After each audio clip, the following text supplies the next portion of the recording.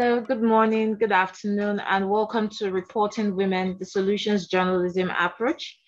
And today we have with us Fara, the Vice President of Practice Change Solutions Journalism Network, and Ruona Meyer, the African Initiative Manager for Solutions Journalism Network.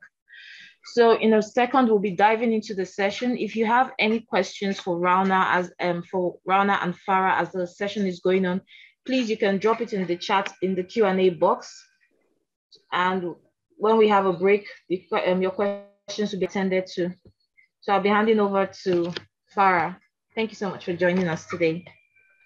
Thank you so much for having both of us. It's a pleasure to be here this morning. So yeah, I'm here joined with my amazing colleague in Germany. I'm here in New York in the mountains, and it's a pleasure to be with all of you at whatever time and wherever you are in the world. In today's session, we will go through these 3 points. So by the end of the day, you'll understand what solutions journalism is, how solutions journalism relates to every beat, and then very specifically, we're going to focus on techniques for finding women-focused stories on your beat. Over to you, Ruona. Thank you, Fara. Thank you, everyone, for joining us. Please note that we cannot do this session without you. We welcome you jumping into the Q&A box at any time. If you would prefer to send a comment in chat, if you have another example that reinforces what we're describing, feel free to get in there. But first things first, what is solutions journalism? Solutions journalism is rigorous, evidence-based reporting on responses to social problems. Now, it's not just general responses. They are specific responses that might have been going on for some time, and they must be responding to a need and a social problem. In this case, there would be things that affect women. Fara, I believe you have an example or two that you'd like to take us through so we can understand that better. Sure, thanks so much, Ruona. So you have story 1 versus story 2. In story 1, the headline, I think, kind of says it all. UK's most dangerous female lags offered a Gwyneth Paltrow-style treatment and yoga. So this story is, and I love the little blurb as well, this is an exclusive, right? So I don't know what that means. Maybe they got the press release before everybody else, who knows? But this story really is about women in prisons who are being given sort of the Gwyneth Paltrow style treatment. So I guess from her goop days, they're allowed to have yoga, facials, good food, etc. So this is this story. This is definitively not solutions journalism. This is sensationalistic. It could even be, I mean, let's just leave it at sensationalistic. And I'll also say, even the photo, we do a lot of work around— I was waiting for you to get there. We do a lot of work around visual equity at Solutions Journalism, and happy to talk more about that separately with folks. But not one, there's this like really evil looking knife. The woman's got her tongue out, and worst of all, half of her face is cut off. So just, you know, I don't know if anyone would consider this solutions journalism, but we're going to say this is definitively not. If you want to put in chat, as we're sort of talking about this, what do you see are the differences in tones in the pictures? I've set some stages, but you may see other things. Now, story 2 is very much a solutions journalism approach. It prioritizes the concept of women exiting incarceration successfully, so leaving prison well. This is one of the real issues, and this goes to our definition of solutions journalism, that it's rigorous, it's evidence-based, and it's reporting on social problems. As we know, how you leave prison is indicative of whether you will go back to prison or not.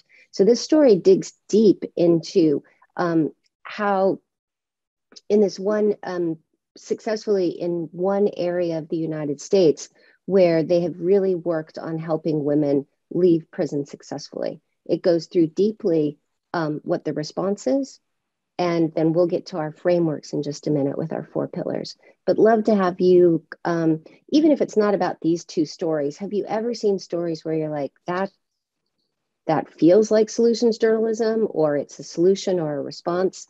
We'd love to hear your thoughts in the chat. So now let's go to what is solutions journalism, really breaking that definition down.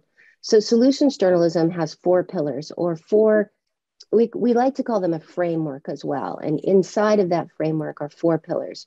Covers a response to a problem and how it happened. You have to really do the how done it. The second is it provides evidence of impact. We need to look for effectiveness, not just intentions. So as we say in our definition, it's a rigorous evidence-based solution. So if you're unable to provide the evidence that a solution or a response has worked, you'd need to dig deeper, or potentially that response isn't actually working as well as you might think. You want to look at qualitative and quantitative evidence. You also want to show evidence that the response isn't working. You can write sojo about a failed response. Finally, you need to produce insights that can help others respond. So think back to that story about helping women leave prison successfully. If you were to read that story in a different country or a different state, a different province from where you are, and you read that and you're like, could we do that here? That's a really great opportunity in your story to provide the insight and information that would help others respond. And most importantly, you always need to point out any limitations or caveats to the response. And I want to be clear about pointing out the limitations. This isn't the to be sure paragraph at the bottom of the story. This is actually limitations that are clearly spelled out throughout the entire story. You don't leave the to be sure for the last paragraph. Over to Ruona. Oh, this is still me. This should be you. This should be is me. For you, should be you. Just go with the flow, Fara. Get it. Go with the flow. So I want to, this is even more visual cues about what makes a solutions journalism story. So again, what is the response? It needs to focus on a response to a problem, not just the problem. It needs evidence, and it needs to report on evidence of results that are often, but not always, a success. And one thing I want to say about evidence, that evidence should also be clearly focused on effectiveness for the people most affected by the problem and most affected by the solution. So let's go back to the women who are incarcerated. The evidence of effectiveness should be about that specific community. How long have they stayed out of prison? What are their lives like? It shouldn't be about that they've committed fewer crimes. That isn't evidence of success, but it isn't necessarily evidence of success for the community that's being centered in the story. Insights we've talked about, how can I learn from this story? How could I implement this in my own community? And then limitations, always adding in the challenges and the issues that reduce the chances of success. So we're going to look at a few concrete examples, and these examples are going to be across Africa, and they are also going to be specific examples that you can either report on or you've come across. The first thing we need to note is that solutions journalism is not hero worship at all. The first story on the left, we have to say a big thank you to Dr. Adeola Otuyelu. She saved the life of a woman. That is great. But it's not solutions journalism, because solutions journalism uses characters to actually report systemic change. So in story 2, this is a story about an all-female rhino patrol in South Africa. And you can see some of the evidence in the blurb. They've achieved a 76% reduction in poaching incidences. The scheme is going to be extended further. And how exactly that can be extended elsewhere is actually written in the story. So solutions journalism is not hero worship.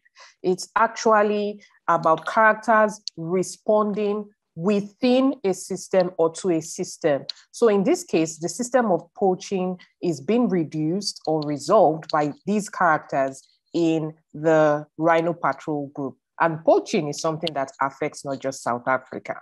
Fara, I'm handing this slide to you. Great, thanks, Ruona. So we don't do hero worship, and at the same time, we also don't offer silver bullets. So they kind of go hand in hand often. We get these sort of heroic What's stories. a silver bullet? What's a silver bullet, in case someone is asking? A silver bullet is there's not just one perfect solution. There isn't the one thing that's going to solve all problems. So looking at the story here, this is about joy. The headline is Joy That Lasts on the Poorest of Playgrounds. It's got these two little girls playing with a ball. Now, I know when I've been traveling, I've seen children, they will make a ball out of anything, right? They will make a ball out of an uninflated ball. They will make a ball out of a rock, out of a piece of fruit, out of whatever they can find. Children will play games no matter what.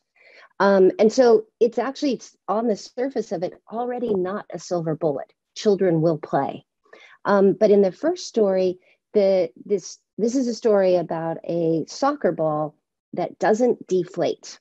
So you don't need to be able to pump it up. It will last a really long time. But the first story really focused on how it's a lifesaver. It's going to change children's lives. And again, on the surface of that, it just doesn't make any sense. As I said, children will always play. In the second story, this story focuses on where the response works and where it doesn't work. And this story went very deeply into this. The story of this football is that it actually isn't a great solution for low-income households. It's actually expensive. It's 3 times more expensive than other footballs. And so it really went into into how it was made, what we call the how done it, and also the limitations to the response. It's expensive. And so it isn't a silver bullet. I'm going to turn the next one over to you, Ruona. Oh, thank you. So I like this slide. Solutions journalism is not a theory. So it's not about the government intending to do something, a very nice person intending to do something.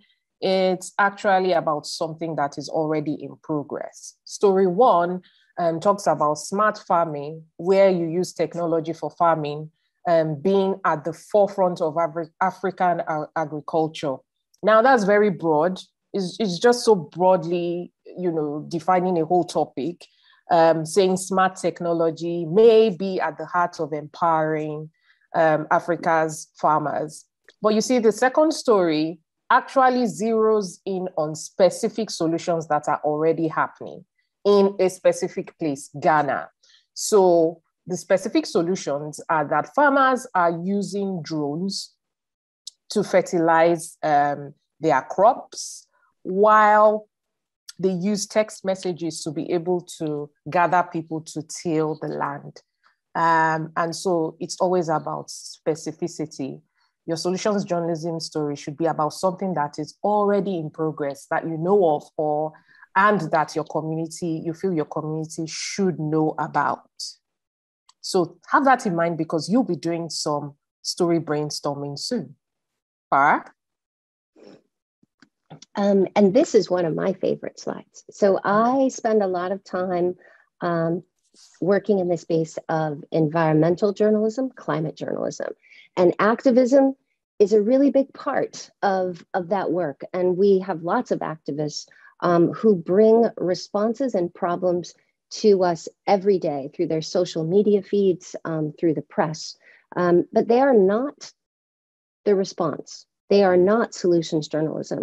So in this story, in story 1, it's a focus on a US donor-led campaign that collaborated with media houses in the African Union and celebrity influencers to disseminate key messages about COVID-19 and quote unquote galvanize action against COVID-19 by drawing attention to the need for widespread testing.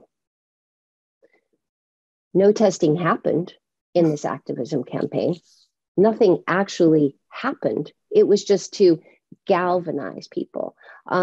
These are stories that many of us have written. I certainly have written them.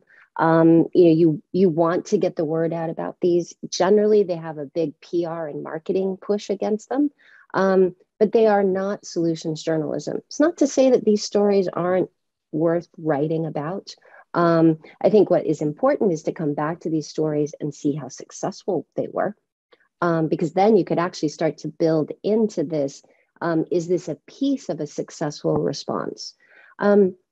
However, this story about mobile drive-through for coronavirus testing, lessons from Germany for Nigeria, is very much specifically a solutions journalism approach. So this is reporting on specific responses to the problem. So this is actually about testing happening and how do we make it more effective for people. And so the second story compared two countries doing the exact same response. Nigeria was a month into its drive-through testing, whereas Germany had been doing it over several months. In this piece, they drew parallels between the methods each country used. So again, here's a great story that is focused on insights particularly. How did two different countries focus on mobile drive-through coronavirus testing? And how effective was that? This is a really great example of solutions journalism where there's a comparison between two countries or two cities. Turning it back over to you. Oh, no, I get to stick with this one, right, Ruona? So these are so let's just run through those quickly again before, oh, actually you have one more, I'm sorry. No, go ahead, because I'm on Twitter as well, tweeting about this session. So you do it, Fara. I'm having fun on Twitter too. I'm gonna do this one then. And then we'll get to how do you actually do these stories. This isn't about fluff or acts of kindness. We see these stories all the time. Our amazing colleague, Sarah Gustavus Lim, has literally looked at stories across the world, and they happen in every single place where it's like this one person gives an amazing amount of money to this other one person or a few people. And it gets a ton of media exposure. So John Oliver in this story is forgiving nearly $15 million in debt with just the push of a button. It's a great stunt, right? $15 million. Who gets to pick those people? Where did the $15 million come from? Was it successful? And wait a minute, particularly in the United States, $15 million is barely a drop in the bucket of the billions of dollars that people owe in student debt in this country. So we instead report on a solution that is replicable. And in this second story, it's also about how people go into debt. And this story is how they're unable to get bank loans, and the informal nature of businesses and the effect of the pandemic threaten many African-owned businesses in Philadelphia. But community groups working together called Stokvels came together with a scheme that the banks are now replicating. So this is about community sharing and community trust that come together to be able to replicate a system that gets you out of debt instead of one man with a lot of money helping a few people. All right. I'm going to keep talking, Ruona. Is that okay while you keep tweeting? That's fine. I love Twitter. I'm addicted. Go on. Okay. So we've talked a lot about what solutions journalism is. So now how do you do solutions journalism? And now we're going to get really into the nuts and bolts of this workshop. And we are expecting a lot of interaction, and we're going to give you time to talk to us because you don't need to hear us talk all the time. So first, identify a specific issue or a question that you've been thinking about, whatever it might be. And you might want to start thinking about, is there an issue in the community that you're covering? Is there an issue around the women that are in your city, your state, your province, your country, your continent? Then ask what's missing from the narrative on women. Women's narratives are often missing in the press. So this is also a really good way to link an issue to women's voices and women's narrators. And then you start searching for candidates for your story. This is where you just go out and do the research, talk to people about how are you responding to this? How are you dealing with this? So this is the first legwork that you're going to be doing. Here are a few places where you might find some inspiration, as well as story ideas.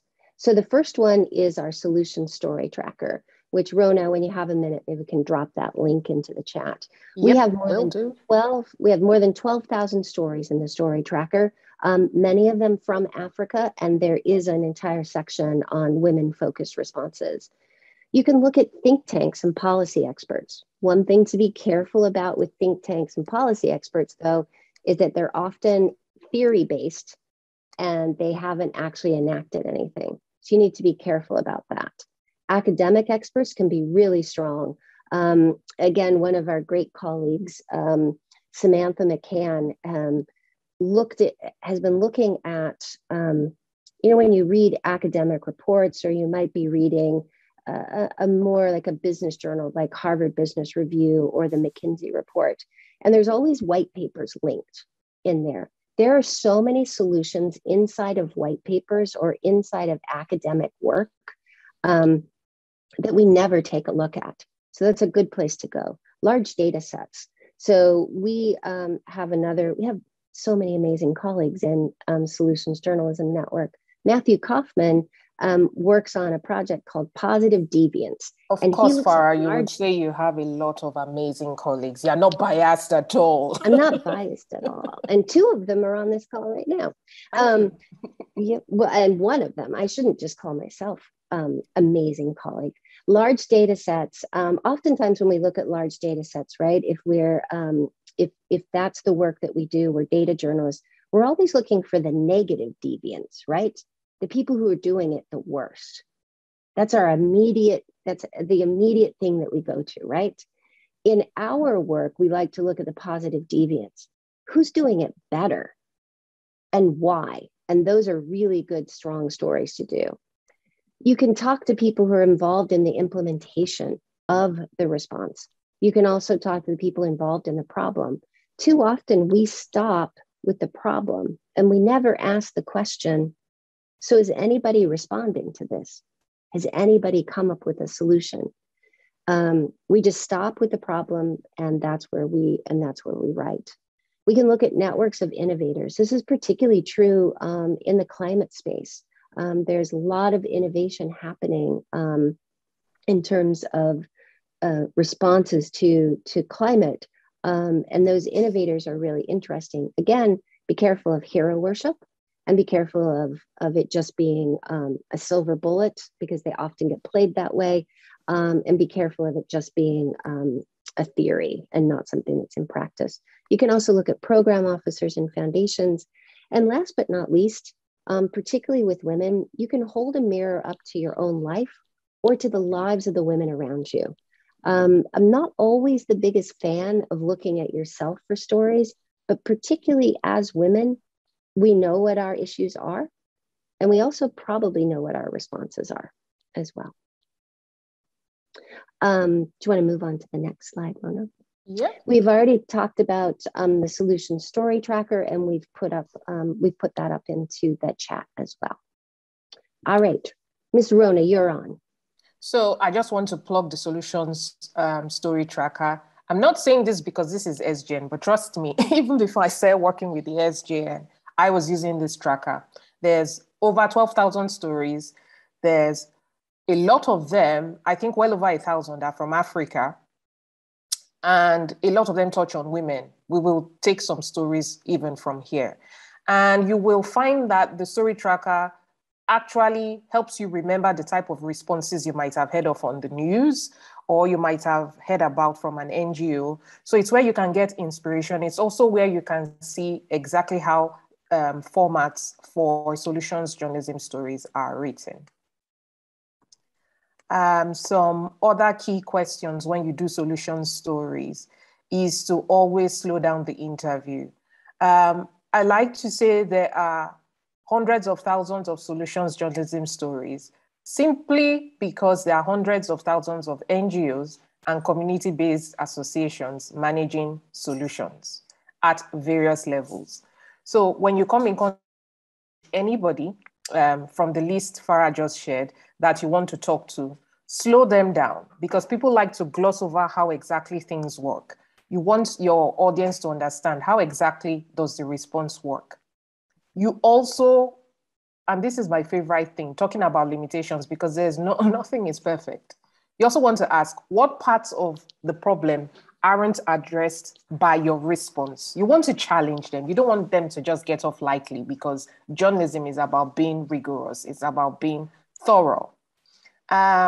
You want to ask them, where did the idea come from? Because immediately that question leads you to other types of places that have had this response before. It enriches your story and the research you're going to do.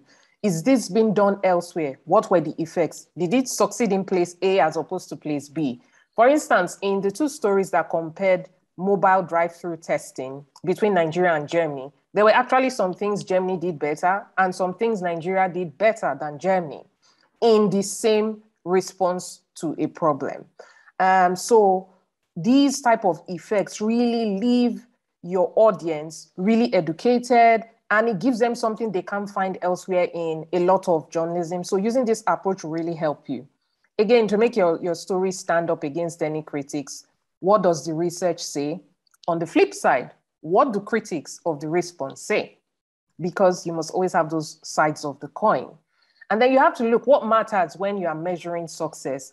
Are you measuring success based on what the people behind the response are measuring? Are you measuring the same way? Doing that, you have to ask yourself, will that make the piece biased? Will it just sound like you're a mouthpiece? You know, when you ask these questions, it will really help you.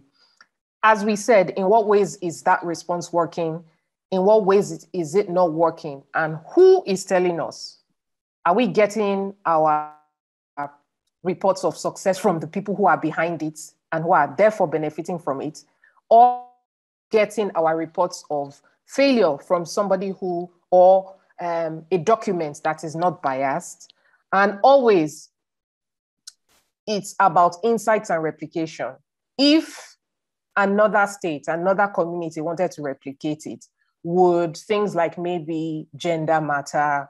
Would things like geography matter? So these are key questions you should ask. And in case anyone is wondering, how am I going to remember all this? Fara, what's the answer to that? The slides will be available. Yes. So before I hand over to Fara, one of the main ways, one of the main issues that come up is people just think solutions journalism is PR and it's about advocacy. No, it's not. And these are the specific ways to make your story stand out when you're using this approach, which we'll come to in a bit. One, don't overclaim. Okay, if you don't know something that's going on, that's fine. It actually shows honesty to your audience. Two, paint the whole landscape. Do not stick to that response being done by that one organization in that one place. When you bring in similar organizations from other places, it makes a rounded story. So paint the whole landscape, even if some are doing aspects of that better than the other. Use data, use data, use data. Data is your friend when it comes to distinguishing your work from just being advocacy, because then you can prove it. Don't forget, data can also be as simple as surveying, speaking to up to 30 beneficiaries on your own, or actually getting a report that spoke to 30 people and was quoted by the World Bank, for example. Make your story about the approach, okay? It's not the NGO. One of the things we've seen some of our colleagues say they do is they hardly mention the NGO even in their story. They're mentioning the beneficiaries, they're mentioning the numbers, the figures that show success or even failure. But every sentence, they're not going, the head of the NGO said, this NGO. And in speaking about words, we do know that it's better if you take out words that sound like you are editorializing or giving your own opinion. Words like inspiring, wonderful, super, which I absolutely hate, unique, genius, and Farah's favorite, solution. When you say something is a solution, that's like actually saying it's perfect. And there's no such thing, okay? There's just no such thing. Farah, you want to take this slide? Yes. So I came across a really great, a little visual that I was going to try and get into this, and I think we should add it. Is there's this little visual of a person with a cape, and there's scissors cutting the cape, because we are not here to hero worship. We are not here to make someone into something that they aren't. What we are here to do, and this is where people always like, well, I can't write about people. I can't have, and it's like, no, you absolutely are going to write about people, and you are going to interview a lot of people for solutions journalism stories, but you're going to think about them as characters and not as heroes.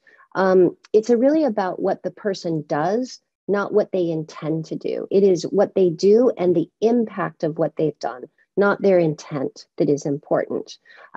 You always want to center the solution or the response, and then build on the how done it through those characters, the people who are actually enacting the response. It's really important to show, not tell. Like, as Ruona said, we actually don't like using the word solution inside of a solution story. You can, but your reporting really should show as opposed to tell. And this is particularly true in broadcast journalism. You should also really let readers draw their own conclusions. This will help you move away from advocacy. We often get people saying, well, isn't this advocacy? It's like, well, we always, are we advocating for problems? Because that's what we're always doing in journalism these days, is that's our sort of traditional place that we go to, is problem-focused journalism.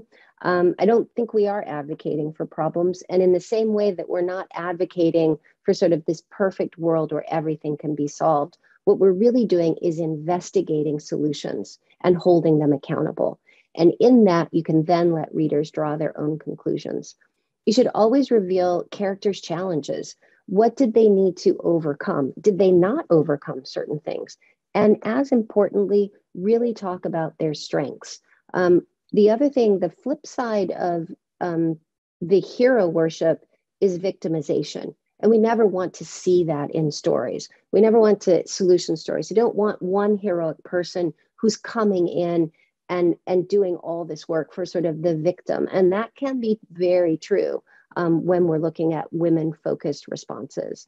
Look for the unlikely characters. I'm sure many of you do this, but the best thing that I do when I come out of an interview is I always ask people, who are like the 3 or 5 or 10 other people I should talk to?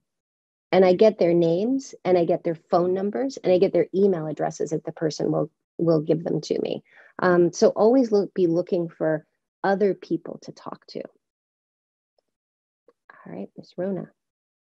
No, you have to take this one, Fara. This is your I'm thing. taking this all one the way because from the Wall Street Journal. It's yours. This slide has your name on it. Yeah, because I'm an old print journalist. I remember the Wall Street Journal when it was 6 columns, no color, and no photographs. I know. It's like, did that ever happen? Was that a thing? One of the things that we want you to walk away from this workshop knowing is that you could do a solutions journalism story today.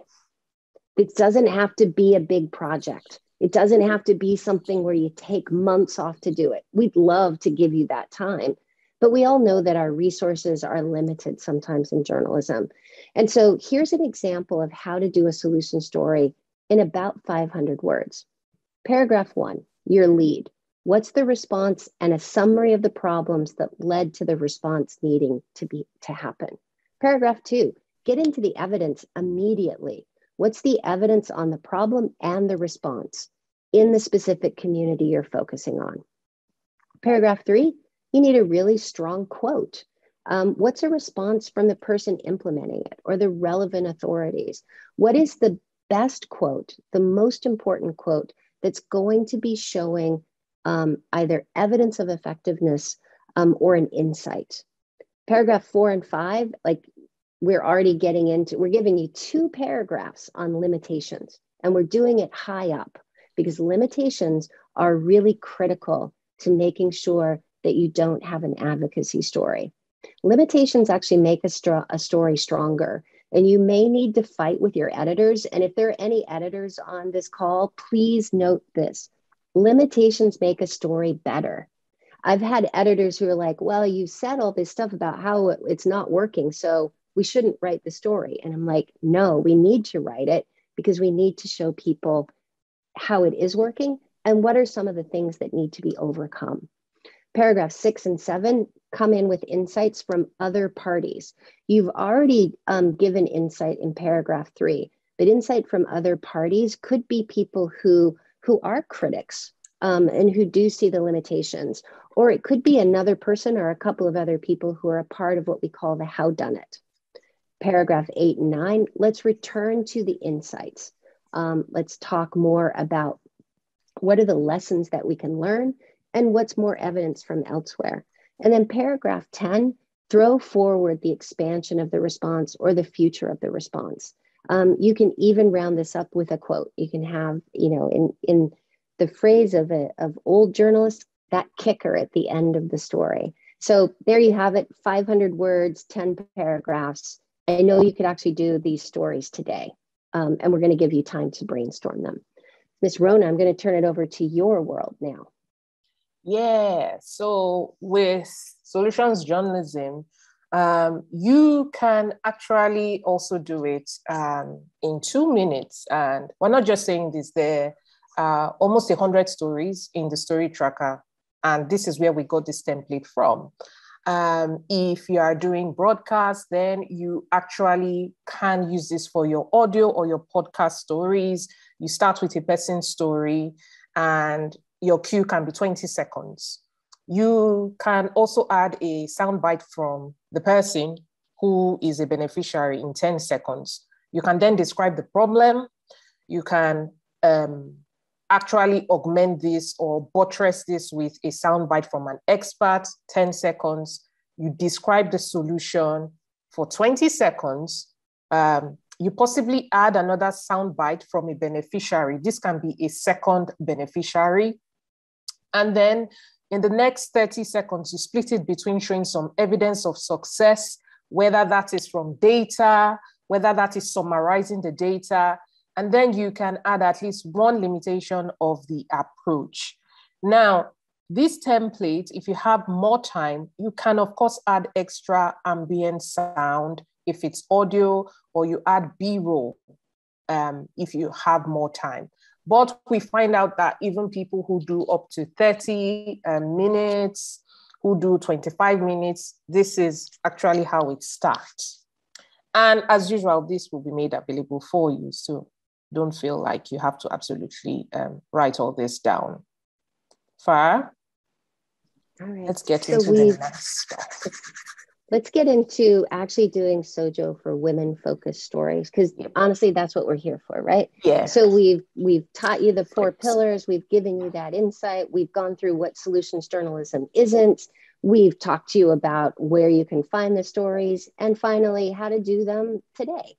So now we're going to really dig deep onto finding solutions journalism stories that are focused on women, and we have a 3-part framework of finding women's solution stories. So the first one is really focusing on the physical. Well, we may not like it.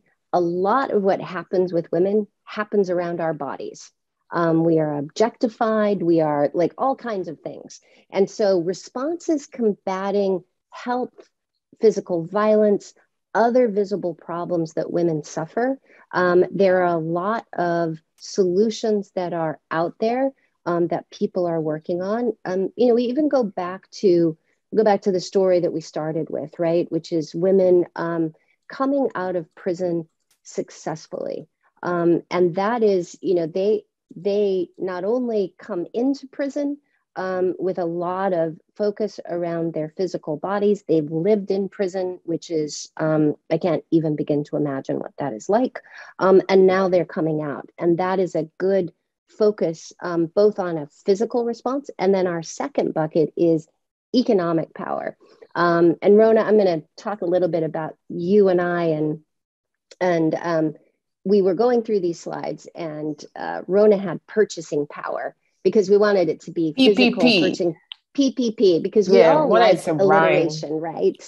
And I said, no, we got to focus on economic power, because too often we only focus on women as consumers, as people who buy and consume products. And that does make us important. I wrote a whole book about women and economic power, and about how their purchasing power was so important. But economic power is really important, and it encompasses both purchasing power and consumption, but also production power. So this is access to capital, the ability for me to start my own company, the ability for me to gain access to venture funding or private equity, or proper loans and banking infrastructure that can help me. So economic power is really important. And then practices. Responses focused on cultural, traditional, or institutional problems that women face. We are sort of grounded and sometimes captured in practices that we do want to, in some ways, honor, but may also hold us back. And so those are really interesting places to sort of sit and look at responses and solutions to that. And we're going to go through a few of those stories. So those are our three main areas. You may think of others, and we'd love to have you put those into the chat as well. All right, we're going to move on to giving you some examples. So I'm going to start with this first one. So this is physical. This is about women in Colombia who created a place called the City of Women. And it was built by displaced women in Colombia who were survivors of the violence in the Colombian War. They built their own community. They came together to create the infrastructure. They have a school, they have churches, they have their homes, and it was all built by women. And importantly, it also has a credit funding for micro enterprises, a brick factory. So again, not just consumption, but production power, a community restaurant, and importantly, a childcare center. So these women really thought of everything that they needed to have in a city, and they made it for themselves. And what's really powerful about this story is this could have easily been a hero worship story, right? The single woman who takes this on and creates this. Who started it? Who started it. But it is not about that. It's actually about the response to the issue and how it was built, so you could actually see this being replicable. And what is the evidence of replicability? This second one is from Kenya, and it's about economic power.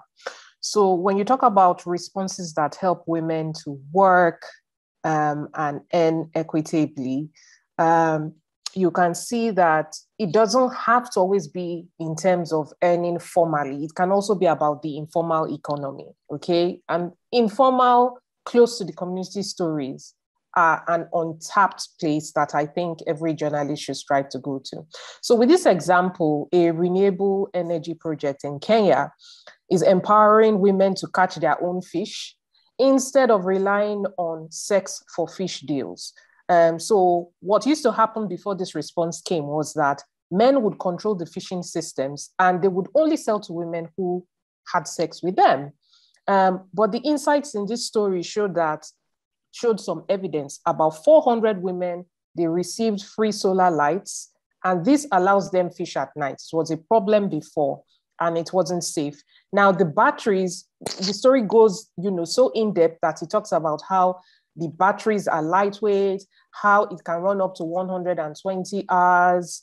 And more importantly, it actually got to the nitty-gritty of the beneficiaries. So much so that I still remember that there was a woman was quoted, and she said the light also helps her keep her fish store lighted for longer. And because of that, she now earns 10 times more than what she used to. So no matter your beat, just ask yourself, how or where is a response that is helping women to work and earn and spend money equitably? And you'll be onto something. Fara? Thank you, Ruona. And I put something in chat around as well around looking at evidence for effectiveness from the community. And I also would say, don't be afraid of the simple solution. Sometimes the solution and the response can feel simple, but in fact, it may never have been covered by mainstream media. It may never have been looked at in the way that we do through the frameworks of solutions journalism. So this story is about practices and is deeply focused on how do we connect culturally and also on a religious level with young women who may be being recruited by the Islamic State.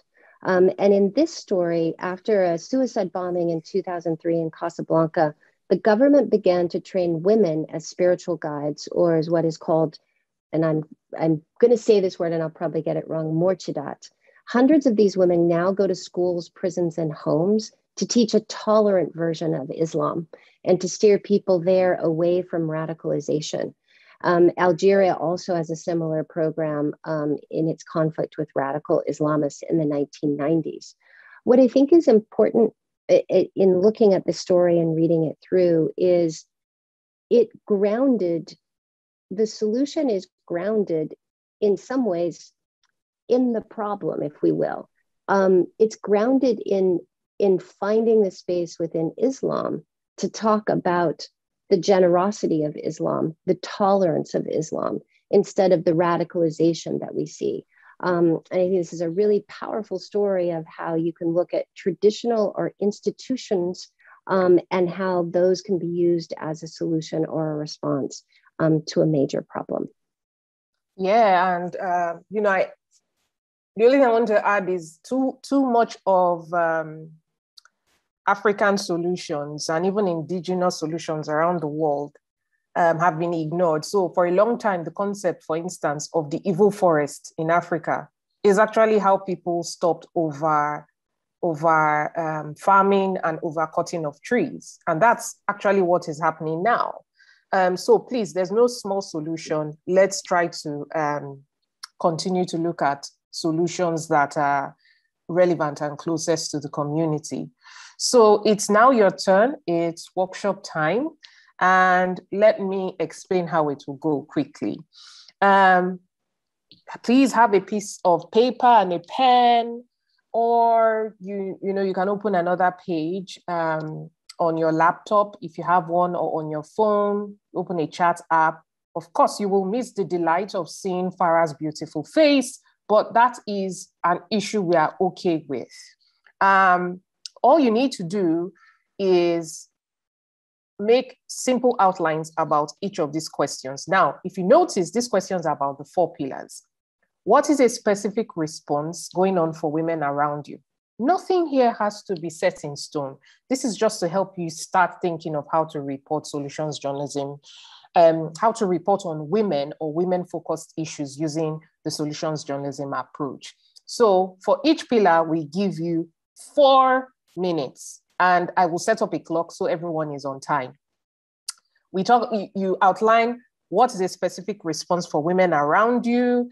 It can be something that focuses on women in your community, in your region or country or your continent. What are the limitations of the response that you know? Again, it doesn't have to be concrete, you just list it out. What evidence exists to support or actually prove that the response is not working? So what evidence is there that the response is working or it's not? Is it anecdotal evidence by word of mouth, or has there been data on it? And then finally, what are the insights or lessons that can be learned from this response? For a while I go and set up the clock, please could you put in question 1 into the chat? And we are now going to start with the clock. I will set up the clock now. So first question, outline what a response is, a specific response that is happening around you. Let me just set up my clock. Where is my nice looking clock?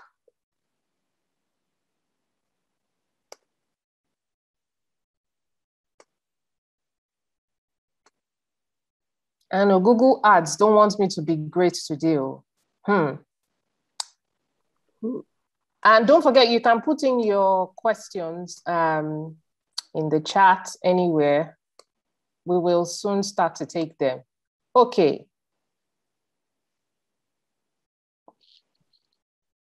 Fara, do you have any tips on how you personally attack this question? In finding responses. You know, I like to spend a lot of time in my community without an agenda, without going in with a story in mind, right? So for instance, last week, you know, I live in a place where we're dealing with a lot of flooding issues because of climate change.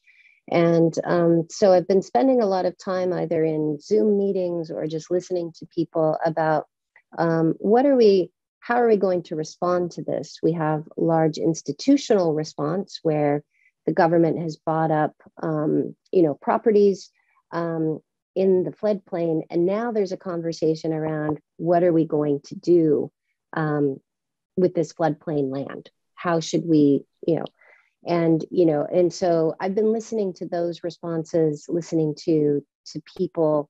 So I build from there. How about you? For me, I'll be honest. I actually check, and I'll share a few of those later. I think we have those in the slides. I actually go to places like The Conversation to see what academics are doing. I also use scholar.google.com. I actually go there and just check the most recent things. I put in keywords like, in this case, it would be women. It would be rural women if I was focused on rural women. And then I also speak to sources over the years that are in the NGO world, even if they've left the NGO world, because they always tend to know who is implementing something somewhere. I use that to get leads that everybody else is not focused on. I don't like going where people have gone, which is why I just stay clear from the news stories, to be honest, because probably somebody else has already latched onto that solution. So yeah, I'll put some of those. Yeah, we have those in the slides. I think we put that in there. But for me, I think the closest thing is to talk to people who are either in the community or, as you say, and do so without an agenda. Yeah, I will say that. There has to be something. By the way, The Conversation is going to have a session as well at Awing tomorrow. So if you want to go there, because you can also register on their website, right? And actually speak to these experts. I also think one thing that just kind of came to my mind is that you can also go back to responses, right? We have a really bad habit in journalism of sort of writing a story or doing a story, broadcasting, and then we drop it. And it can be really good to go back a few years later, or even 6 months or a year later, and see how is the response working? Have things changed? Because when things they're not a silver bullet, responses also can shift and morph based on circumstances and based on new data and new information. So that can also be a good way of going back and looking at previous responses and how have they been effective. That's right. That's right. Oh, just in time. We are counting down to 10 before we take the next pillar. I hope you've written something. Doesn't matter what it is. And there we are. So our next question that we're going to be tackling is, what are the limitations of the response that you know? What are the limitations of that response? Fara, you want to talk to us about that? Yeah, as I said, and you may not, I mean, you might be looking at a response, you've written something down, and you may not know what the limitations are right now. So this is a good opportunity for you to think about, well, what would the questions be that I may ask of people of getting to the limitations? As I've said, I think limitations are the heart of a solution story. They are critical to do two things. One, to keep us from advocating for a specific solution. And also and I think this is what's really fun, is when someone else reads that story and sees the limitation and says, I have a solution for that. I know how to fix that one limitation. One of our, again, amazing colleagues, Mikhail Simmons, does this. He does this great thing about, the signs on the subway, like public service signs on the subway, used to only be in English. And that's a great response, like public health information, all of that. And over time, people realize that there are over 700 languages spoken in the New York City metropolitan area. It's a city of 9 million people, 700 languages spoken. And so they not only started to have, obviously, this can seem very obvious, right? Is translations in the top 10 languages. But obviously the limitation there was it's only in English. The second limitation, well, you have 700 languages. Let's do at least the first 10. Well, not all of those languages are spoken in specific in all areas of New York City. So they also started to geo-target if the public health information needed to be specific to, let's say, the Korean speaking or the Chinese language speaking Mandarin speakers, they would put those signs on the subway lines that ran through Chinatown. Same is true if it was Hindi, it might be specific to the trains that run through Jamaica, Queens. But what was interesting is if you think about that, if you were clear about what the limitations are, it's great to have public health and public service campaigns out there. The limitation is you're only doing it in English. So how do I effectively respond to that? So you should think about limitations as also flagging to other innovative readers or listeners for them to be able to say, I've got to solve for that. Ruona, what do you think about with limitations? How do you get at those? How do you get at those? Let me tell you, the first thing I do is look for limitations, even before I knew that what I was doing was solutions journalism. And this is because that's the fastest way to distinguish yourself as a journalist, as a reporter, even as an investigative journalist, because every other person is going to be writing that everything is fine. They are not going to be writing that, okay, look, weather is a problem here, or that gender is a problem with this response. And this is exactly how somebody else managed to do that. I think writing the limitations and cementing it with insights is where you actually, as you've touched on, get more people interested in your story. Because an innovator will say, oh, it's good to know that this is what is happening all the way across the world, because what I'm doing, I can put in some of these tips that this journalist has kindly given to me. It also helps the people who are in the middle of the problem realize like they're not alone. And my best thing about writing limitations and using insights to see how those limitations have been surmounted is that it removes the excuses of politicians, local government people who say, oh, well, we have this problem and nothing can be done about it. No. Solutions journalism story is like, yeah, but this is what somebody else did here. What's your excuse? Ruona, so, and again, apologies, I am probably not going to pronounce your name correctly. Jamyo put some limitations to addressing health challenges. And it's really strong, but none of these should keep you from doing the story themselves. So there might be a lack of funding or not enough funding. It's also people feeling overwhelmed. Each one of those is an opportunity for someone else to come in and say, here's how you deal with the funding. Here's how you deal with being overwhelmed. This is great. Thank you. Okay. Barbara, there are some questions there. We will have a brainstorming session and people can talk about what they've written down. So yeah, we go to the third pillar. Fara, could you help me put that in there? What's our third That would be insights. No, question 3 is evidence, isn't it? Evidence, okay. We just did limitations. Let's do evidence.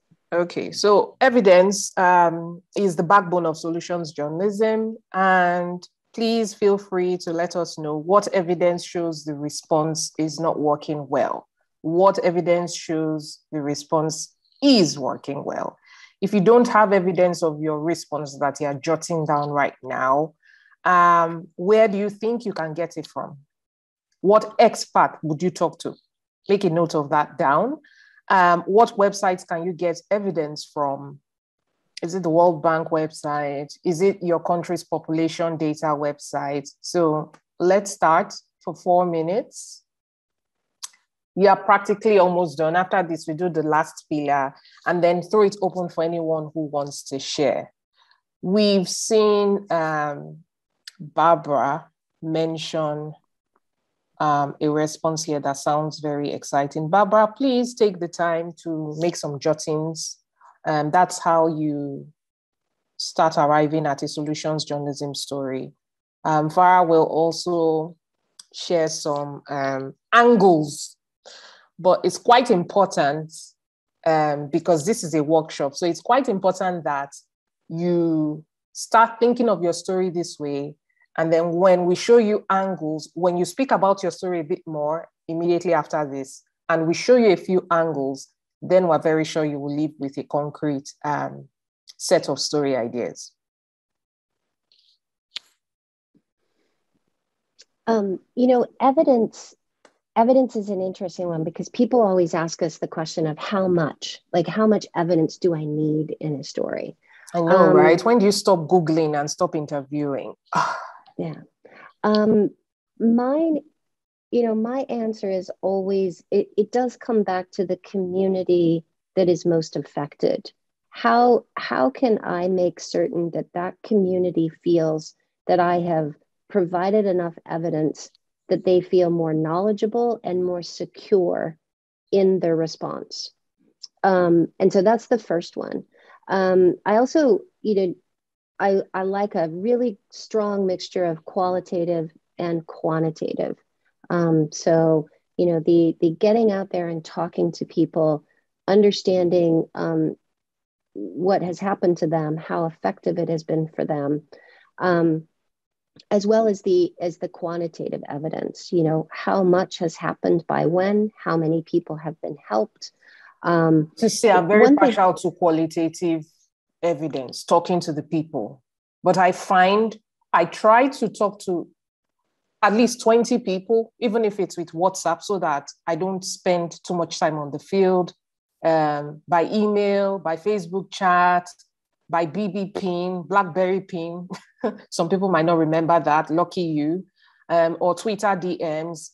I try, if you write in your story that you spoke to 20 people and 15 of those people said ABC while 5 said EFG, that in itself is actually evidence that people cannot refute. So I tend to do that. I was having a conversation. This was about carbon sequestration, which is a big part of the work that we do in climate journalism. And one of the newsrooms I've been working with is they're like, it's really hard to find evidence of effectiveness that regenerative agriculture, so like not tilling the fields or planting cover crops, that work actually sequesters carbon. It's really hard to count that. Like, it's hard to measure that. Mm-hmm. And I said, well, let's put that aside. Let's say that we can't actually prove that. What are the other evidence of effect? What is the other evidence of effectiveness that regenerative agriculture does other things? And we started to name higher nutrients in the soil, therefore higher nutrients in the food, less water erosion, less use of fertilizers because you're getting all that compost from the cover crops. So we started to build to say, it doesn't just have to be evidence of effectiveness of the thing that we actually went in to try and prove. So keeping an open mind, your story may actually change. Ding, ding, ding. Final pillar. Fara, you want to do the honors? I'll read and you write. Is that what you're saying? Sure. Okay. What's our final question? Identifying the final question. What are the insights or lessons learned from this response? So I love this one because I want people to be catalyzed by the knowledge that they gather from the stories that I write. And our mission at Solutions Journalism, I actually have it printed out right up here. I'm going to read it. You would, Farah. I would have it printed out. I know. And I'm not even that kind of person, but I think it's a really powerful mission statement to transform journalism so that all people have access to news that helps them envision and build a more equitable and sustainable world. So we may transform journalism with solutions journalism. We may distribute it in many places so that people have access to it. But if we aren't actually giving people that opportunity to envision and build a more equitable and sustainable world, then we haven't done the full solutions journalism. And this is where insights and lessons learned come from that. Some of the things that you can think about is who else is doing the same response in another community, city, or country? Those are some of our most favorite stories. What can they teach to those doing the response where you live? Insights and lessons learned can feel sometimes like service journalism. I think, remember that sort of, but it's deeper than that.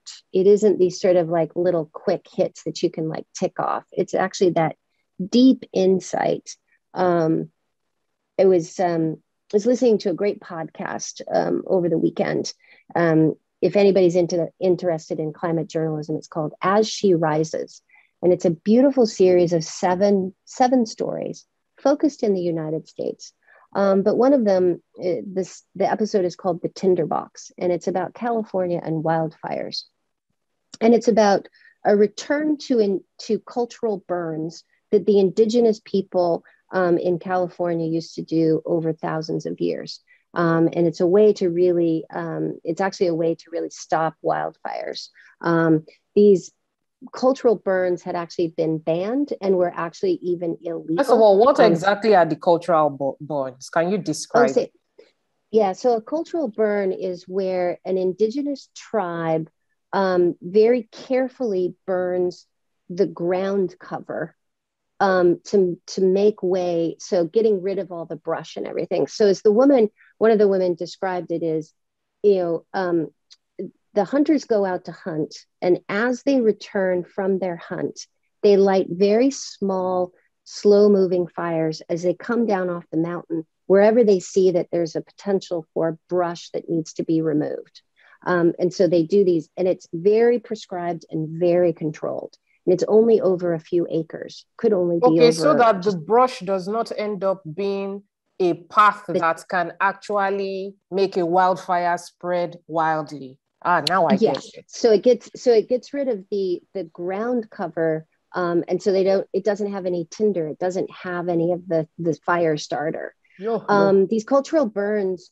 So that's the solution. But the insight was that the indigenous tribes feel that they are the stewards of the natural earth. They are the protectors of the natural earth. And as this woman said, she's like, until we return and understand that humans are a part of the natural world, we are not separate from it, we will not be able to effectively deal with climate change. And I felt for me, that was the insight. Like, I am not an indigenous person. I cannot do a cultural burn. That is not me. But what I did learn from that insight is I do own land. What is my stewardship of that land? How can I be protective of that? And so it was a deeper insight for me. That's what I think of as insights. So I like insights. Where do you get insights?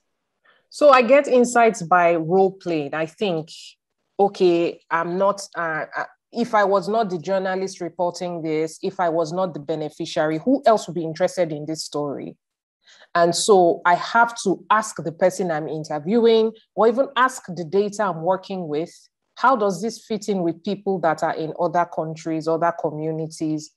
If I'm reporting on a community that has a lot of cold, I would then ask the person who I'm interviewing, how does this fit in with places that are warmer?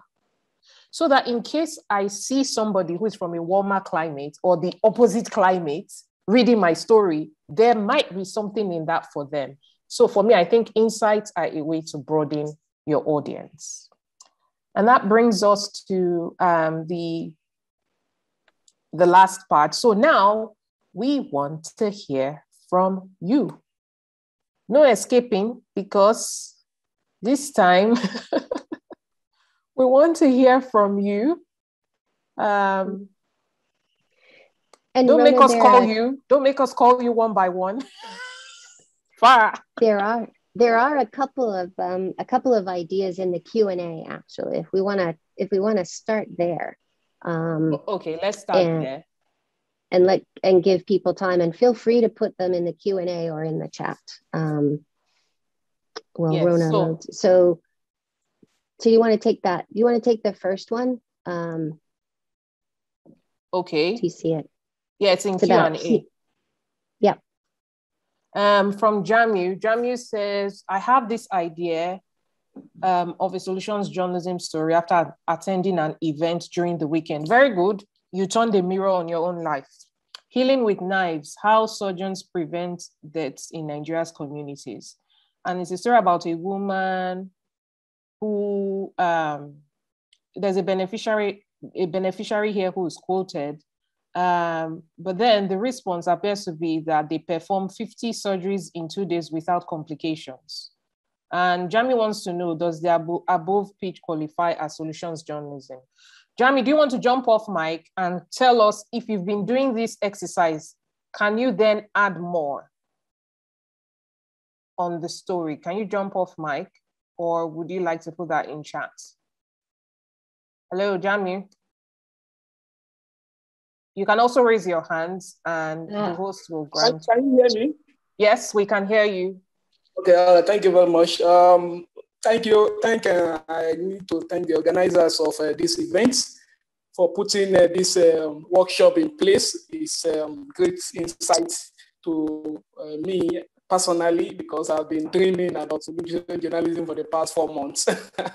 And this is a great opportunity to further improve my skill and knowledge on solution journalism. Just like I posted on the chat box, everything I do practically now, I'm seeing solution journalism in it. And there's this dramatic relationship between what I do and what I'm involving myself in. Just on Saturday and Sunday, I was involved in this free medical service by collaborating about 4 organizations, non-governmental organizations collaborated to organize a free surgery for 50 indigents. Most of them are women, and most of the things that I noted is they perform surgery on lump in the breast and eyes, among other health complications. Okay. So in the course of the exercise, it just occurred to me that could this also be fit into solution journalism? So I have a pitch. That's exactly what I posted on the chat. Okay, so first of all, I think there's a solutions journalism story here. If we then go with the 4 pillars which we spoke about, let's make an outline together. So question 1, what is the specific response? From what you note here, the specific response is that surgeries, dozens of surgeries, are being achieved mainly for women in a very short space of time. Now, that's a good specific response. How long has it been happening is what you have to ask. Why is it special? It probably is special, seeing as I'm Nigerian. I think it probably is special because that amount of surgeries are hardly done with such speed, because you would have limitations like doctors not being paid, for example, You would have problems of electricity, funding as well, okay? Then you go to the second part. What is the available evidence? So you have to look for a second or a third implementer of the same type of outreaches. The response you're talking about is free medical service. That's good. You cannot stay with only this outreach group. You have to look for other outreach groups and compare them. What we like to do when we're looking at insights and lessons learned is you would probably spread these outreach groups among the 4 cardinal points of Nigeria. So if the one you have is in Southwest Nigeria, why don't you look for outreach groups that are in North, East, and speak to them about the same type of outreaches they do. What has affected their speed? What has helped them get speed?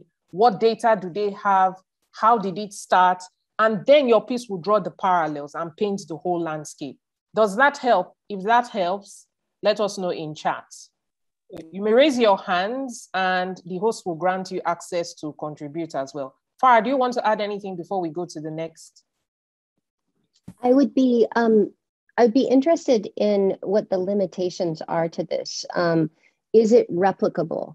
They've done these 50 surgeries in 2 days. Do they plan on doing more of this? And this is a piece that will really, really focus on the how done it, making sure that you really go through how did they build this? How did they get the surgeons to the places? How did, all of that will give a really great opportunity and for a really great story of a how done it. And I would focus on the limitations here. 50 surgeries in 2 days without complications is a huge success. That is a traditional story that anybody can write. What you really want to make sure of is, what do we mean by huge success? What were the 50 surgeries? And what do we mean by complications? I would literally unpack that section and dig into each one of them to make sure what type of surgeries, and what do we mean by complications? And as we said, we don't use words like success in solution stories. So those would be my thoughts. So okay, thanks so much, Shamu. So I know, Jami, please do that story, because I don't think I've really read a story that interrogates medical outreaches in different parts of the country. And I would also encourage you to reach out to anybody here. You can talk to each other in chat. Maybe you might want to do it across different countries. I see Oluyinka, Shefi, and Barbara have put something in there. Can we hear from Barbara? Because Barbara put this up like 20 minutes ago. Women in rural Uganda improving their income by farming together. Barbara, can we hear from you? And if not, Oluyinka, Shefi, Bello, do you want to talk about your stories? So we give you a few more pointers. Okay, if that's okay, I can jump in. This is actually, this is a story that's been on my mind because, as I said, it's been trending since the weekend. And it's about the use of social media as a shout out. One of the things we've been concerned about in the past has been women's voices, and the social media have offered a way for women to express themselves. In this instance, the story is about poor management of boarding schools, and a student had actually died. There had been a case in the past which some have actually been able to make the link between this particular story and a previous story. The story here, the solution here, to some extent, is the fact that it seems the outcry has led to the closure of the boarding school. It would seem like, yeah, the women have had their way by saying what it is that they've done. By saying what it is that they are upset about. So that seems to be the story from there. But in terms of limitations, I would think that there's a problem here because the story is trending. there's a bandwagon effect. So everybody's jumping on the story and speaking from their own end. There's a measure of celebritification of the story in terms of celebrities feeling that they're compelled to say something. Now, which is good in a sense, but then I think the limitation here would be, yes, we have a consensus of opinion, but if the opinions are not properly informed, we could have a tyranny of the uninformed leading the society in their responses to the situation, and therefore drowning out innovative perspectives. So I think that's something that we need to watch out for. But we can celebrate the social media, but then it's something that we might need to be careful about. In terms of evidence, I would suggest that maybe we could look at government response to the outcry, maybe speak to the Commissioner for Education or someone in the Ministry of Information, or we could even analyze the acknowledgement, the stories, and see their responses to see if there's an acknowledgement of the outcry. Did this outcry actually lead to certain actions that have been taken? We could speak with the school and parents and interested parties in that sense. Going on to the insights, I think it's important. The insight for me here is that there's an acknowledgement of the need to make those involved, those authorities responsible for childcare, to be accountable, and maybe to use the well-worn axiom that it takes a village to raise a child. So I think it's important for us to see how this solution can call attention to the various parties that have been culpable in the lapse that led to the death of that child. That's me done. Well done. I think you've given a lot of thought to this. In terms of the structure, there's one thing that is a necessary ingredient here. I think the response to the problem you speak about is social media use. I, however, think that limiting it to incidents as opposed to structures, as opposed to organizations, might not let you come across as having an evidence-based story. So, for instance, let me give you an example. If you decided instead that you would do a story that focused on how mental health facilities in Nigeria use social media, or SGBV facilities use social media, then you can actually get evidence of how many people calling, how many people use the platform. But you see, you absolutely cannot totally get evidence of how many people, for instance, spoke up, or whether they were speaking up without an agenda. I feel with social media, you have to ask yourself, who is the organization or the structure? Where is the framework? So if we look at the example of the Mexican women, if you were focusing on only one person or just a group of women that built a little house, it's not as powerful as women who actually registered an organization. They did this over years. They registered an organization, they built houses, they went into banks, set up banks and had a credit loan scheme.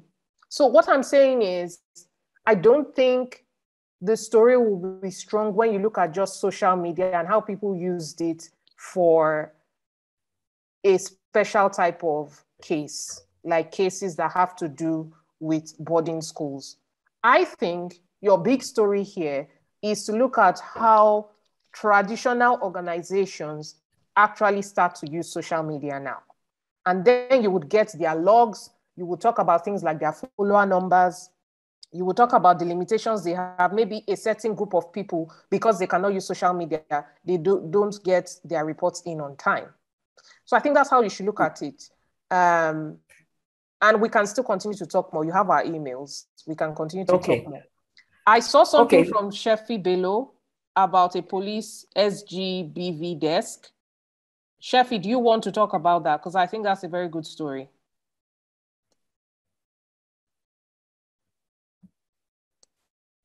Who else? Oluyinka, sorry. I think I cut you off. Did you want to say something? Okay, hello. Can you guys hear me? Yeah, we it's can Shefi. hear. Hi, Shefi. Okay. Hi. Okay, so I've been on this story for like since March, and I've not reported it because I didn't really have an approach. I didn't know which approach was best to have it told. So it's the story about first of all, I was contacted. A girl was raped and then killed, and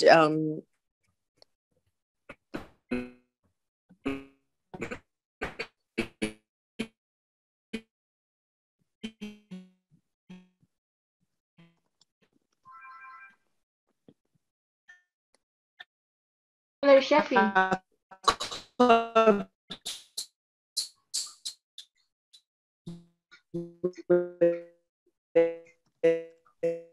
Shefi, can you try muting your mic and unmuting again?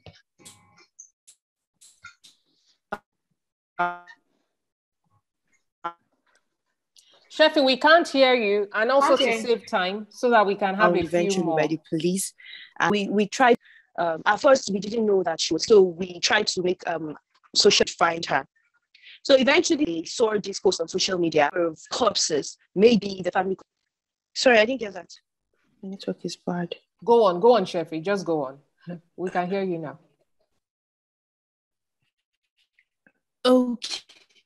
Okay. So I was contacted, and then I got the case, but because I'm not so much interested in investigative journalism, I just followed up and made sure that justice was served. As a woman, I felt okay. A woman thing. These gender SBC number of cases they are solved. They know about it for one, and people also doubt the credibility of the police.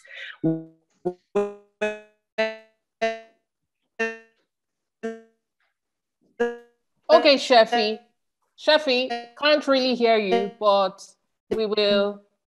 I think I have the. Shefi, can't really hear you, but I think we have the meat of the story.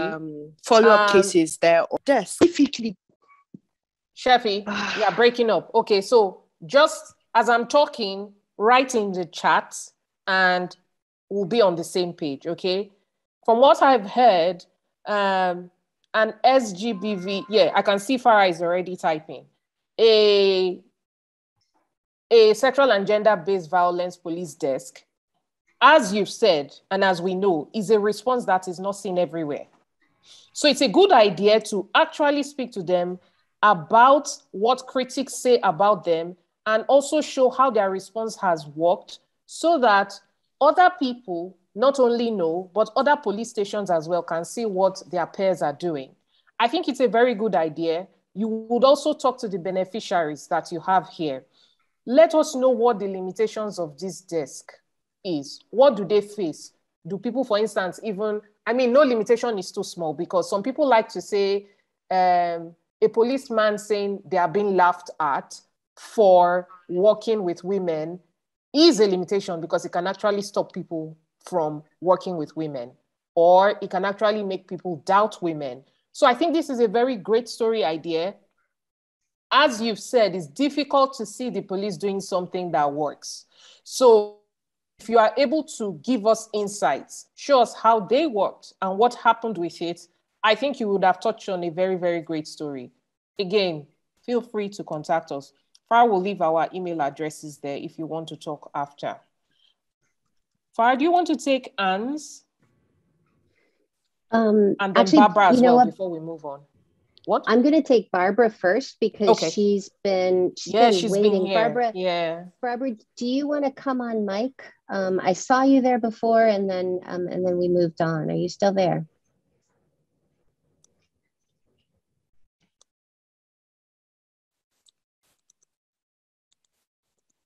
Barbara, are you still there?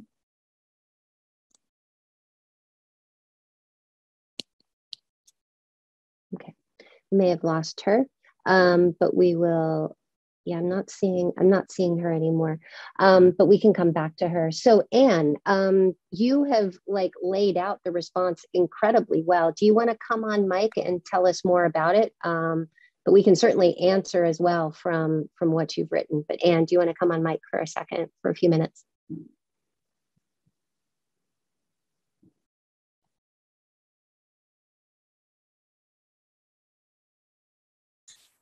Okay, yeah. I was talking about the kangaroo mother care as a solution story, it's a solution story. Kangaroo mother care that is done for preterm babies. It came to Kenya in the mid 2000s, and it seems to be working because babies who undergo kangaroo mother care, according to medical experts, say that they gain weight faster than those who are put in the incubator, and this can be done at home. In fact, some journalists have done stories about these babies being carried in the chest of even the fathers. Other family members help these women do that kangaroo mother care. There's a limitation where maybe there are no caregivers to help the woman, because you can imagine that woman is cooking, she's doing all the other chores in the home, and she can't do that with the babies in her chest. So that's a limitation. Yeah, that's great. And an insight, it can be borrowed, it can be done everywhere. It can be done at home. You don't need an incubator, and you don't have to pay bills of that incubator. And it's shown that it's working. Limitations I've said, response I've said, evidence that it's working. Yeah, many babies are said to add weight faster than those placed in the incubator.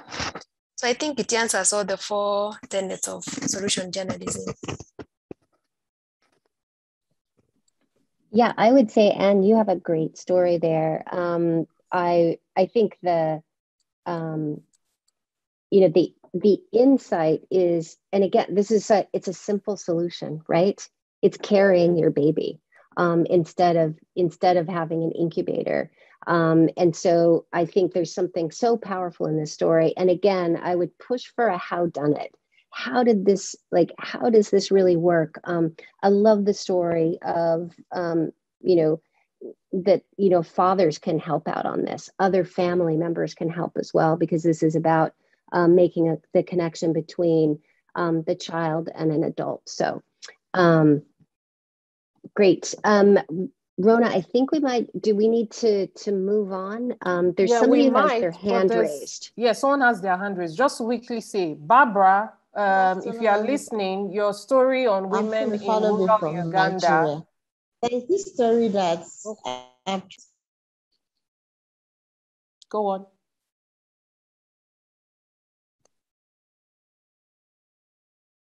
Is that Fumi? Fumi? Hello, can you hear me now? Yes, yes. Okay. It's about using karate training to combat gender-based violence. Like, I know one NGO that is training some girls in karate. And I've also known that in Nepal, they're training women and girls in using karate to defend themselves, especially in the area of rape and all that. So I'm looking at that, if I can do it, if it's a solution journalism story, then the limitation will now be for women getting access to this karate training. Because I discovered that if it is not NGO or the girls having the access to the training in their schools, girls and women will not have access to that karate training. Because some of them, especially the local women, many of them might not actually understand why they need to go for karate training. Then they might not even have the resources to go by themselves to use for the karate training. So that's the limitation that I discovered. Then the insights or the lesson learned is that it will help the women to be empowered to get the necessary knowledge on how to defend themselves, especially especially whenever they are in a situation that they'll be exposed to danger. Thank you.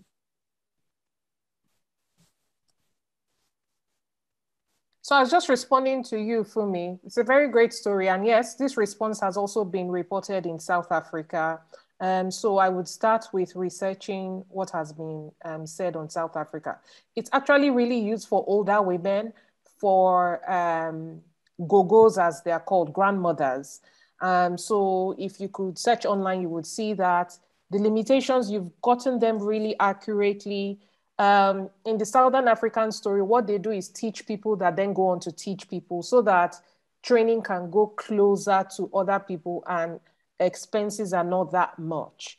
So I really think you should do that story. I think it's a great story that you should definitely get your hands stocking. Fara and I will share our emails so that you can contact us if you want to have more clarity on that. All right, thank you. Fara, you're welcome. All right. I'm sorry we didn't get to Barbara. Don't see her anymore in the participants. If she's out there, I would say one of the things is to look in the solution story tracker, because I do know there are a number of really good stories about community land trusts that have come together, both in the United States and elsewhere, that pool their farming resources, and in Africa as well, who pool their farming resources and have had a great deal of success supported by evidence of this working. So great. All right. Check the tracker. Track the tracker. So now we're going to quickly go. We have 20 minutes, right? So we're going to 9:15, 9:15 my time, sorry, here in New York. All right, so now you have these great story ideas. We're going to talk about the different ways that you can do these stories in what we call story slices. So flipping genders, is there another gender that's a part of the solution? This is a unique angle in solutions journalism about women in particular, is flipping the gender to ask, are men a part of the solution? And I'm thinking back to the kangaroo mother care story, is not that necessarily needs to be the main focus of the story, but I think it would be really interesting to include that in there. This story that we're showing is an example from Kenya, where men created formal groups called Men for Women Champions, and helped women get elected by helping them to campaign, protecting their safety and overseeing election procedures.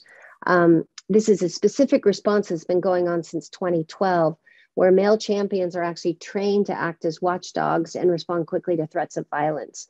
By flipping genders, you could end up with a unique angle and balanced reporting. Ruona, do you want to take the next story slice? Yeah, definitely. I was playing in chat. So another thing you can look at is look at your story by cost. Already, Jamiu's story, I think Fumi's story as well. Fumi, sorry if I didn't get your name correct. Fumi's story also looks at cost. So your story angle would be who has reduced prices as a solution or as part of a solution.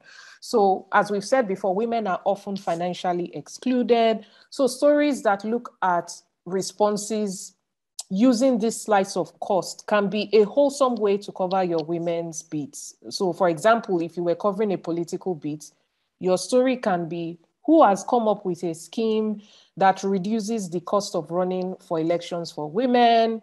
If you report on the health beat, it can be who is reducing the cost of gender reassignment surgery for people who identify as female. And if you cover fashion, you're not left out as well.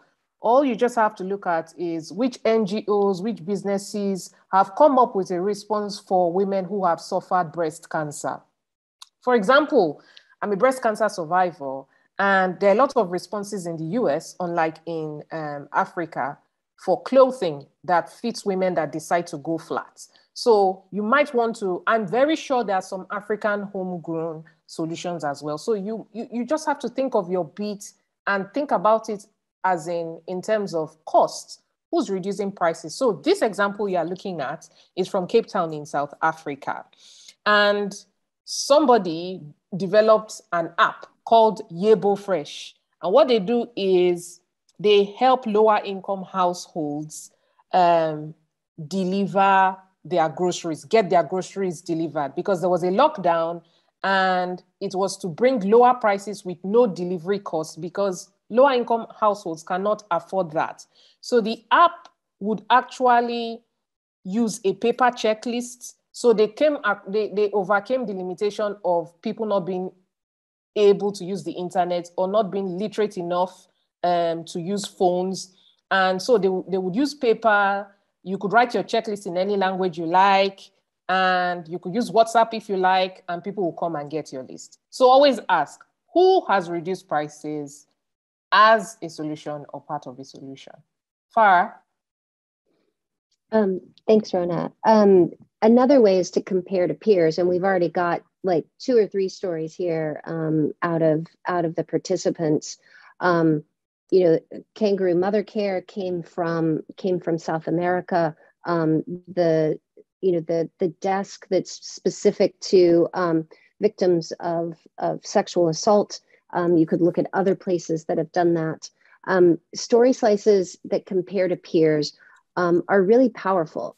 This story looks at female genital mutilation and actually looks at 3 different approaches to the same problem. In Nigeria, there's a short film about FGM, prompted the passing of a new law and gathered a new wave of survivors speaking up. So that's really powerful impact.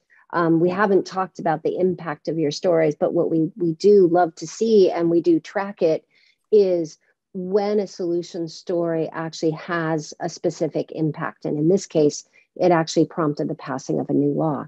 In Kenya, the focus was on a women's group actively involving the traditionalists, who are the cutters, and religious and community institutions in the fight against FGM. And they did that through widespread training. And then finally, in Senegal, women use a radio program for girls and provide financial incentives to deter prior cutters. So really, these solutions, what's great about this story is that it didn't just focus on one country and their response, but actually looked at 3 different responses against the same issue, against the same problem. Turning it over to you, Ruona. So sometimes, as Farah has said, it can be 3 different places or different places to the same problem, but also it can be solving something that actually keeps people different from each other, separates people, and increases disparity. So your story can ask, who has reduced inequality in marginalized communities? And this example from Nigeria is quite clear. So some solutions help to make society more equal for women, where when everybody is suffering, for instance, you find that sometimes women suffer more. So in this example, after years of religious-based violence throughout Plateau State, which is in the middle belt of Nigeria, Christians and Muslims, they came together, they formed a neighborhood watch to prevent the killings. And as you can see, women are women are not only beneficiaries, they are also part of the response. And communities guard each other of opposite faith so that they can go to the market, so that they can go to the mosque or the church. The person you see, the lady you see, is called Frama Ezekiel, and she's a member of the neighborhood watch, and you can see her dressed in full uniform. So in speaking about inequality, what this reporter did very well with the solutions journalism story was to also empower the women, and you can see her looking so sharp. I even want to join the neighborhood watch. So this is something to think of. Even when you report about problems, don't become part of the problem and further marginalize people. Show them for the warriors and for the survivors they are. Fara, would you take policy? Thank you. I will take policy. So we can sometimes not want to cover solutions that come from cities, states, councils. We talked about, in the case of the police doing something well. But sometimes institutions actually do have really good responses. They may have been pushed to those responses, but it's important for us to investigate these responses. This story looks at a state implemented policy in Kenya where the government instituted a broadcast programming code that required reporting programs to include sign language interpretation. Through this code, people with hearing impairment have access to news and information to become well-informed and civically engaged. I think what's really important about this story is that it isn't just highlighting what Kenya said happened, but to do the on-the-ground reporting with the people most affected by the response. Does it actually help them become well-informed and civically engaged? So this is where qualitative evidence is going to be really important, because I'm sure the government is probably saying we're reaching 30 million people and we're doing all of this. So qualitative evidence in this case will be really powerful. All right, turning over the next one to you, Ms. Ruona.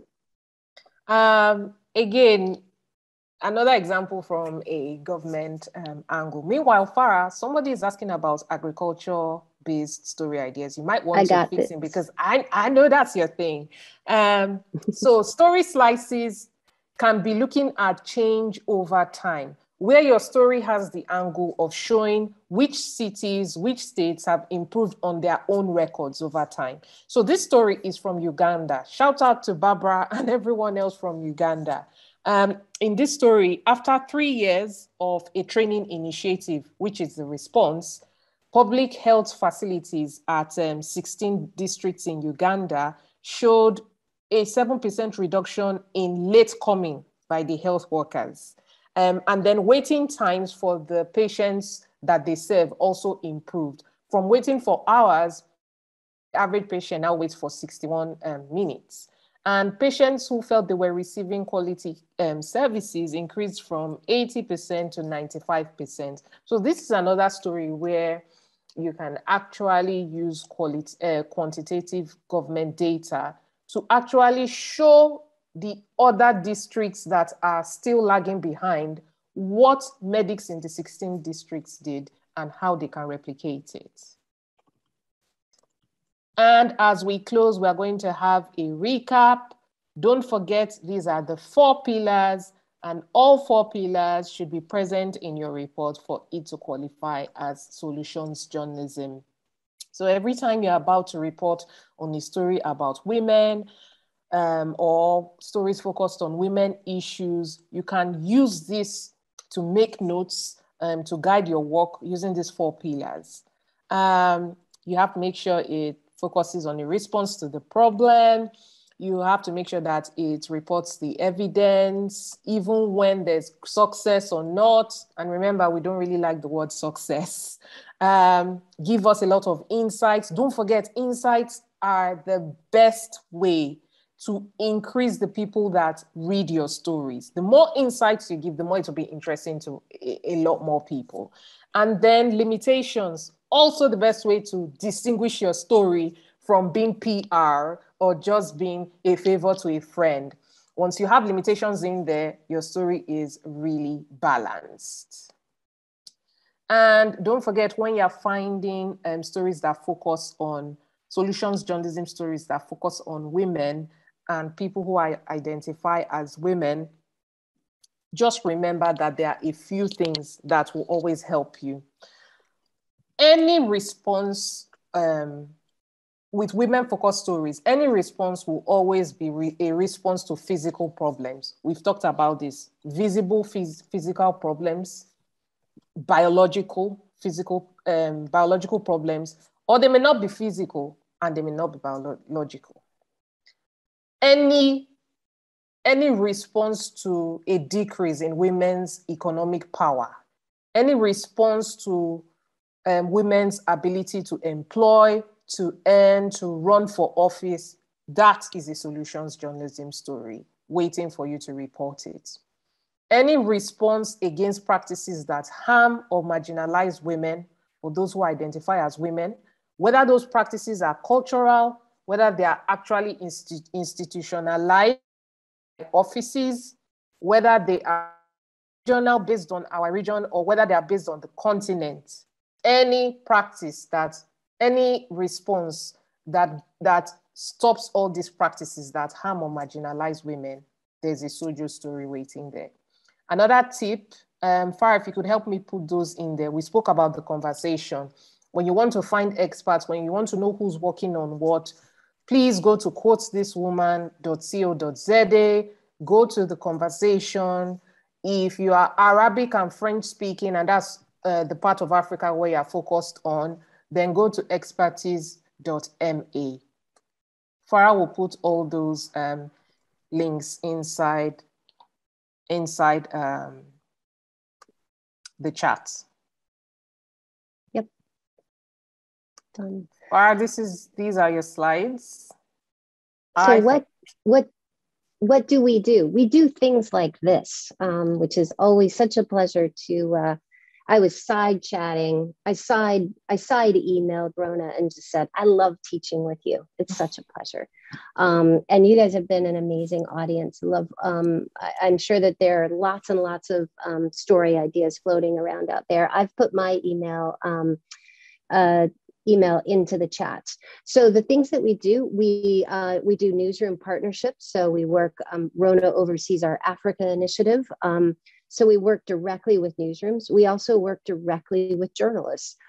We have an amazing online learning platform that we'll show you in just a minute.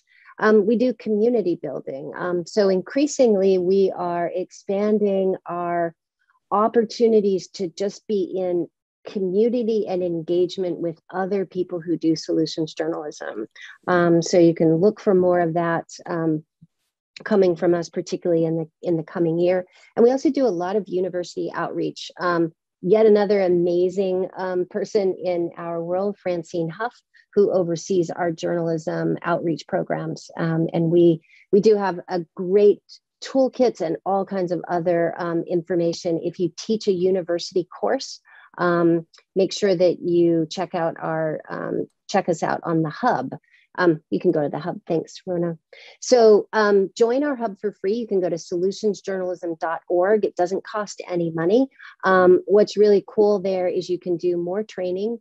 You can find your community. You can look at our toolkits. We just dropped an amazing toolkit on revenue and how revenue follows doing solutions journalism. So it's a really powerful, playbook for you guys to take a look at. And as we go into next year, we'll have a lot more training available online. Right now, we always do a basic solutions journalism 101 training every month. You can find that in Get Trained. And I think that's our last slide. Here's our learning lab. Again, here's our basic toolkit. If you want to dive deeper, the basic toolkit is awesome. It's basically self-learning. You can go as fast or as slow as you want to. It's available in Spanish, French, Bahasa, and soon to be Chinese, Arabic, and Russian. We have issue guides. And then, as I said, we are continually adding more guides and also adding more training in specific areas. And now I think this is our last slide. Any final thoughts, takeaways? It's been amazing. We hardly had any drop-offs. The numbers stayed the same. Yep. Thank you, Joy, and to all of the coordinators of the conference. It's been great. Thank you. Thank you, Fara. Thank you, Ruona. This has been one really amazing session. So I don't know, do we have time to take one comment from Felista? I think she's sure. We have 3 more minutes, I guess. So we can take anyone wants to stay. All right, so Felista, you may speak now.